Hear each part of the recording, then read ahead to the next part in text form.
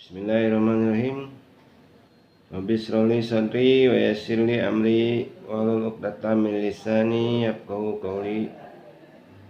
Alhamdulillah, segala puji kita panjatkan kepada Allah Subhanahu wa taala yang masih memberikan kepada kita kesehatan dan waktu luang untuk melanjutkan kajian kita tentang asbabun nuzul, dan telah sampai pada ayat ke-122 surat Al-Isra.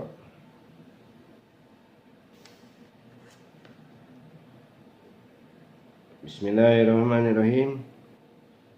Awaman kana maitan fa ahyaynahu wa ja'alna lahu nuran yamshi bihi fin nasi kaman mathaluhu fi dhulumati laysa bikharijin minha kadzalika zuyyina lil kafirina ma kanu ya'malun wa kadzalika ja'alna fi kulli qaryatin akabira mujrimiha liyamkuru fiha wa ma yamkuruna illa bi anfusihim wa ma yas'urun. Artinya, dan apakah orang yang sudah mati kemudian dia kami hidupkan dan kami berikan kepadanya cahaya yang terang, yang dengan cahaya itu dia dapat berjalan di tengah-tengah masyarakat manusia, serupa dengan orang yang keadaannya berada dalam gelap gulita yang sekali-kali tidak dapat keluar daripadanya. Demikianlah kami jadikan orang yang kafir itu memandang baik apa yang telah mereka kerjakan. Dan demikianlah kami adakan pada tiap-tiap negeri penjahat-penjahat yang terbesar, agar mereka melakukan tipu daya dalam negeri itu. Dan mereka tidak memperdayakan melainkan dirinya sendiri, sedang mereka tidak menyadarinya. Sebab turunnya dua ayat ini adalah ayat ke-122 dan 123 diturunkan sehubungan dengan peristiwa Umar bin Khattab dan Abu Jahal. Pada suatu ketika Rasulullah SAW berdoa kepada Allah Subhanahu wa taala, "Ya Allah Tuhan kami, kuatkanlah agama Islam ini dengan masuknya Umar bin Khattab dan Ammar bin Hisham atau Abu Jahal." Doa ini dikabulkan oleh Allah Subhanahu wa taala dengan masuk Islamnya Umar bin Khattab. Umar bin Khattab inilah yang dimasukkan dengan orang yang tadinya mati keimanannya kemudian dihidupkan. Sedangkan yang dimasukkan dengan orang yang tetap dalam kegelapan adalah Abu Jahal. Ayat ini diturunkan sebagai ketegasan tentang orang yang mendapat petunjuk Allah dan yang tidak, serta Allah menciptakan penjahat-penjahat di setiap negeri untuk melakukan tipu daya. Termasuk di dalamnya adalah Abu Jahal dan kawan-kawan. Hadis riwayat Abu Sa'id dari Ibnu Abbas. Selanjutnya ayat 141. Bismillahirrahmanirrahim.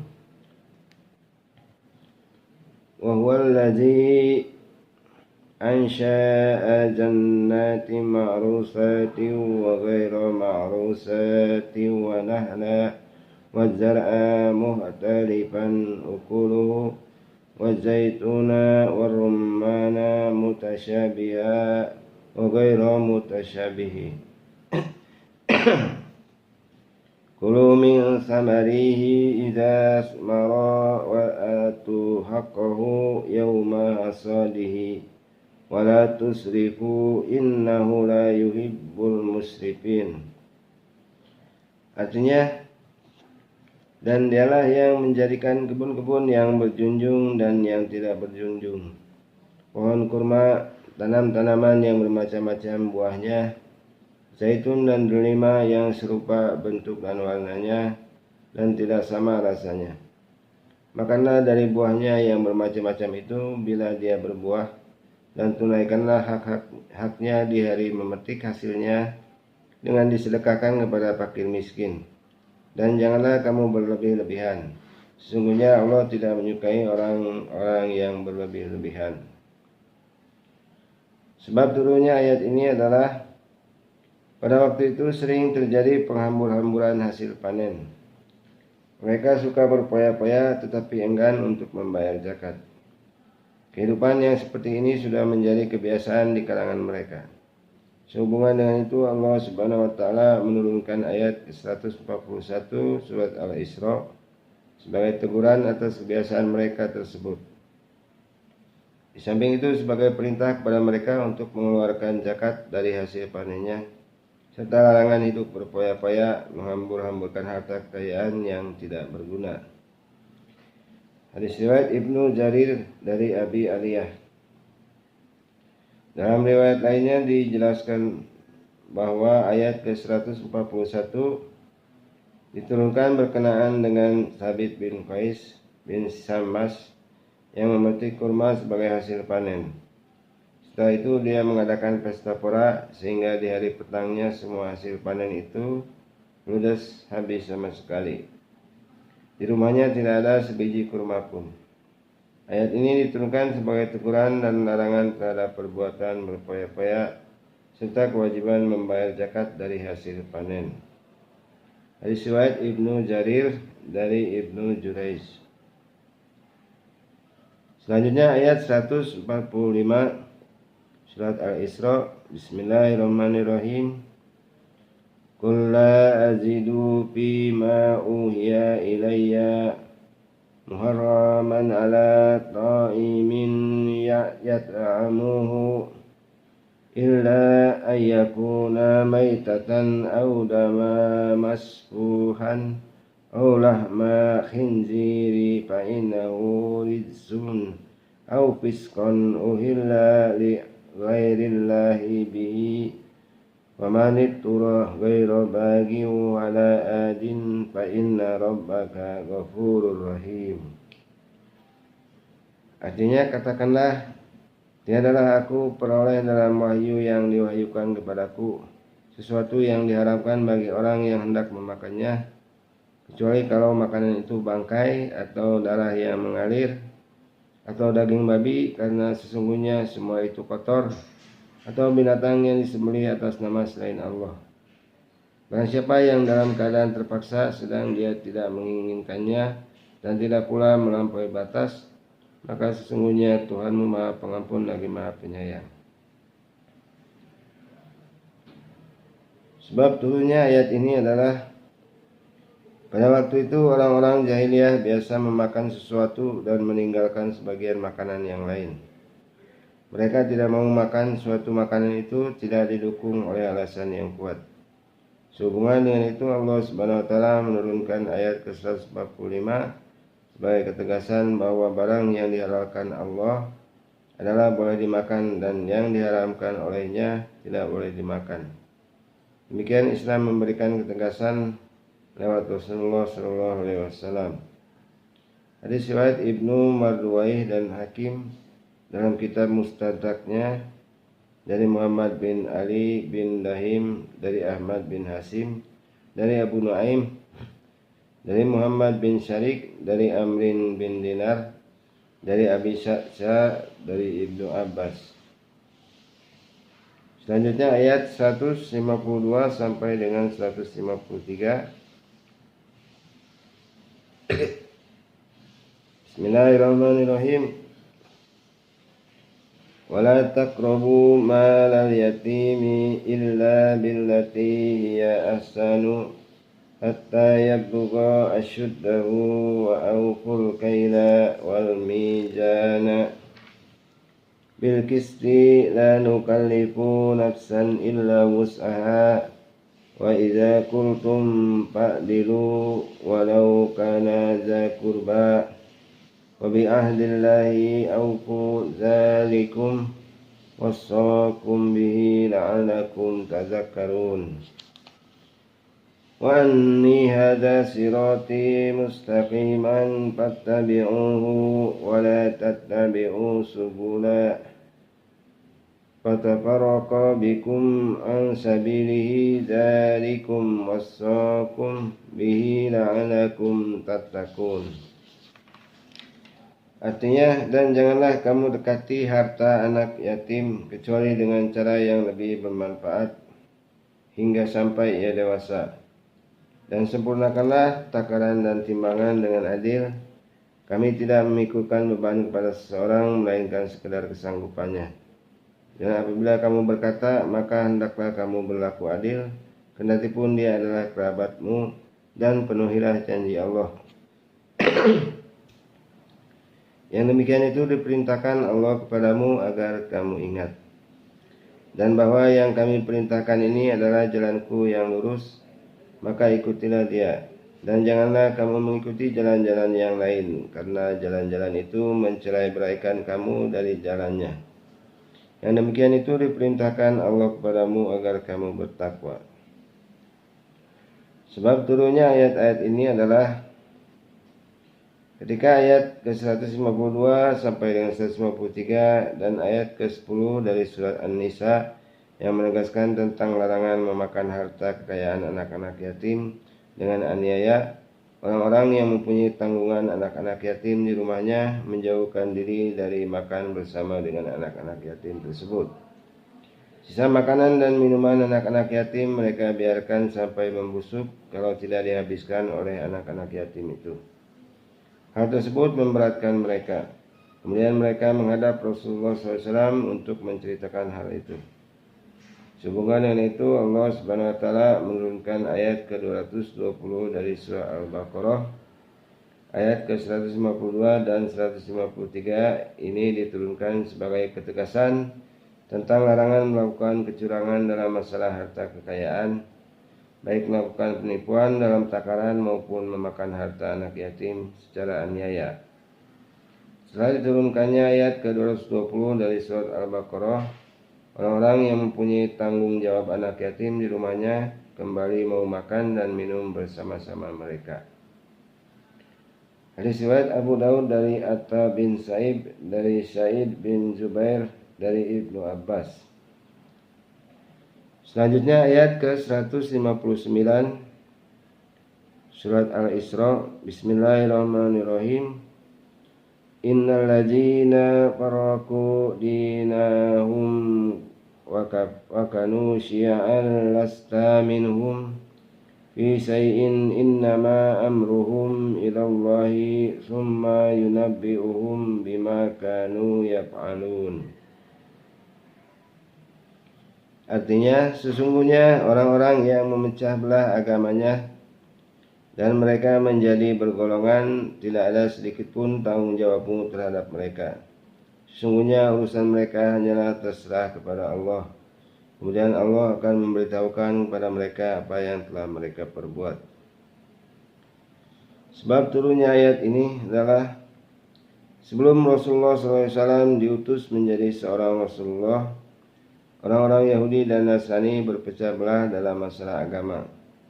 Oleh sebab itu Rasulullah SAW setelah diutus menjadi utusan Allah, diturunkan ayat ke-159 sebagai ketegasan bahwa orang-orang Yahudi dan Nasrani yang berpecah belah itu tidak menjadi tanggung jawab beliau, tapi urusan mereka berada di tangan Allah Subhanahu wa taala, dan Allah Subhanahu wa taala akan memberikan balasan atas perbuatan yang telah mereka perbuat.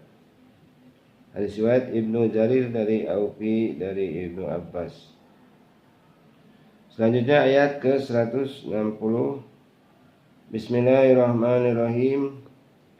Man zaa'a bil hasanati falahu asyru amsalha wa man zaa'a bis sayyiati fala yujza illa mislaha wa hum la yuzlamun. Artinya, barang siapa membawa amal yang baik, maka baginya pahala 10 kali lipat amalnya. Dan barang siapa yang membawa perbuatan yang jahat, maka dia tidak diberi pembalasan melainkan seimbang dengan kejahatannya, sedang mereka sedikit pun tidak dianiaya atau dirugikan. Sebab turunnya ayat ini adalah pada suatu waktu Rasulullah SAW pernah bersabda, barang siapa berpuasa 3 hari pada tanggal purnama di setiap bulan, berarti dia telah berpuasa setahun penuh. Pada suatu ketika yang lain Rasulullah SAW juga pernah bersabda, salat Jumat sampai dengan Jumat berikutnya adalah merupakan tebusan dosa atau kafarat bahkan ditambah 3 hari sesudahnya. Sehubungan dengan itu Allah Subhanahu wa taala menurunkan ayat ke-160 sebagai dukungan dan membetulkan apa yang telah disabdakan Rasulullah sallallahu alaihi wasallam. Riwayat Ahmad, Nasai, Ibnu Majah, Tirmizi dan Tabrani dari Hisham bin Marsad dari Muhammad bin Ismail dari ayahnya dari Damdam bin Zar'ah dari Syurai bin Ubaid dari Abi Malik al-Asy'ari.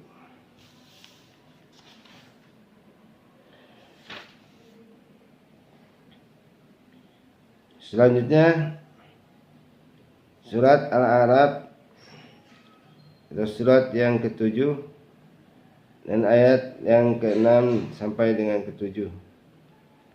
Bismillahirrahmanirrahim. Wala nas'alanna allazina ursila ilaihim wala nas'alanna al-mursalin wala nakusanna alaihim bi'ilmin wa ma kunna ghaibin. Artinya, maka sesungguhnya kami akan menanyai umat-umat yang telah diutus rasul-rasul kepada mereka, dan sesungguhnya kami akan menanyai pula rasul-rasul kami. Maka sesungguhnya akan kami kabarkan kepada mereka apa-apa yang telah mereka perbuat, sedang kami mengetahui keadaan mereka dan kami sekali-kali tidak jauh dari mereka. Sebab turunnya 2 ayat ini adalah pada suatu waktu Rasulullah SAW pernah bersabda, setiap dari kamu adalah pemimpin yang akan dimintai pertanggungjawaban atas orang yang dipimpinnya. Penguasa akan ditanya tentang anak buahnya, lelaki akan ditanya tentang tanggung jawabnya terhadap keluarga, wanita akan ditanya tentang pemeliharaan rumah tangga suaminya, dan hamba saya akan ditanya tentang harta kekayaan tuannya.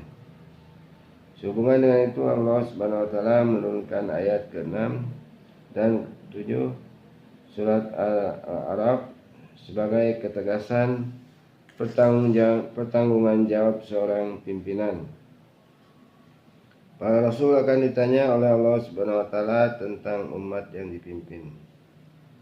Hadis riwayat Ibnu Marduwai dari Muhammad bin Ahmad bin Ibrahim dari Ibrahim bin Muhammad bin Hasan dari Abi Sa'id Al-Kindi dari Muharibi dari Laits dari Nafi dari Ibnu Umar. Selanjutnya ayat ke-28 sampai dengan 30 surat Al-A'raf. Bismillahirrahmanirrahim. Wa idza fa'alu fahishatan qalu wajadna 'alaiha aba'ana wallahu amarna biha qul innallaha la ya'muru bil fahsya'i ataquluna 'alallahi ma la ta'lamun qul amara rabbi bil qisti wa aqimu wujuhakum inda kulli masjidi wad'uhu mukhlisina lahuddin kama bada'akum ta'udun fariqan hada wa fariqan haqqa alaihimud dhalalatu innahum muttakhadhu syaitana awliya'a min dunillahi wa yahsabuna annahum muhtadun. Artinya, dan apabila mereka melakukan perbuatan keji, mereka berkata, kami mendapati nenek moyang kami mengerjakan yang demikian itu, dan Allah menyuruh kami mengerjakannya. Katakanlah, sesungguhnya Allah tidak menyuruh mengerjakan perbuatan yang keji. Mengapa kamu mengada-adakan terhadap Allah apa yang tidak kamu ketahui? Katakanlah, Tuhanku menyuruh menjalankan keadilan. Dan katakanlah, luruskanlah muka dirimu di setiap sembahyang dan sembahlah Allah dengan mengikhlaskan ketaatanmu kepadanya. Sebagaimana Dia telah menciptakan kamu pada permulaan, demikian pula lah kamu akan kembali kepadanya. Sebagian diberinya petunjuk dan sebagian lagi telah pasti kesesatan bagi mereka. Sesungguhnya mereka menjadikan setan-setan pelindung mereka selain Allah, dan mereka mengira bahwa mereka mendapat petunjuk. Sebab turunnya ayat ini adalah pada waktu itu orang-orang musyrik biasa bertawaf di sekeliling Ka'bah dengan telanjang bulat. Kalau ditanyakan kepada mereka tentang perilakunya itu, mereka menjawab, kami melakukan yang demikian ini mengikuti jejak nenek moyang kami. Sehubungan dengan itu Allah Subhanahu wa taala menurunkan ayat ke-28 sampai dengan 30 surat Al-A'raf sebagai ketegasan tentang bantahan terhadap kata-kata mereka. Allah Subhanahu wa taala tidak memerintahkan sesuatu yang keji dan hanya memerintahkan perkara-perkara yang baik. Mereka itu adalah orang-orang yang tidak mendapat petunjuk dari Allah Subhanahu wa taala. Sedangkan orang-orang yang mendapat petunjuk akan selalu mentaati perintah Allah Subhanahu wa taala yang baik. Hadis riwayat Ibnu Abi Najih dari Mujahid. Dalam riwayat lainnya dijelaskan bahwa orang-orang Arab selain Quraisy tidak melakukan tawaf di Ka'bah dalam pakaian yang dipakai. Mereka tawaf dalam keadaan telanjang bulat. Sedangkan orang-orang Quraisy melakukan tawaf dengan mengenakan pakaian baik yang masih baru maupun yang sudah kumal. Lebih-lebih kaum wanita melakukan tawaf dengan telanjang bulat, hanya dengan pembungkus kemaluan saja. Mereka melakukan yang demikian berdasarkan perbuatan yang biasa dilakukan oleh nenek moyang mereka. Mereka beranggapan bahwa hal itu merupakan ketentuan dari Allah. Sehubungan dengan itu Allah Subhanahu wa taala menurunkan ayat ke-28 sampai dengan 30 surat Al-A'raf sebagai sanggahan terhadap anggapan mereka tersebut. Allah Subhanahu wa taala tidak memerintahkan perbuatan keji, melainkan memerintahkan perbuatan-perbuatan yang baik. Hadis riwayat Ibnu Jarir dari Abdurrahman bin Said bin Aslam. Dalam riwayat lainnya juga dijelaskan bahwa pada waktu itu kebanyakan kaum wanita mengadakan tawaf di Ka'bah pada malam hari dengan telanjang bulat. Mereka mengikuti jejak para nenek moyangnya, dan mereka beranggapan bahwa Allah telah menentukan garis ajaran yang seperti itu. Sehubungan dengan itu Allah Subhanahu wa taala menurunkan ayat ke-28 sampai dengan 30 sebagai ketegasan bahwa Allah Subhanahu wa taala tidak mensyariatkan perbuatan yang seperti itu. Allah memerintahkan kepada jalan keadilan dan kebenaran serta kebaikan. Hadis riwayat Ibnu Abi Najih dari Mujahid.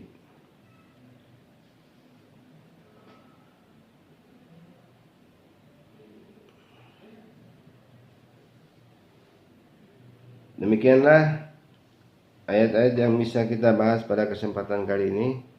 Mudah-mudahan bermanfaat. Wassalamualaikum warahmatullahi wabarakatuh.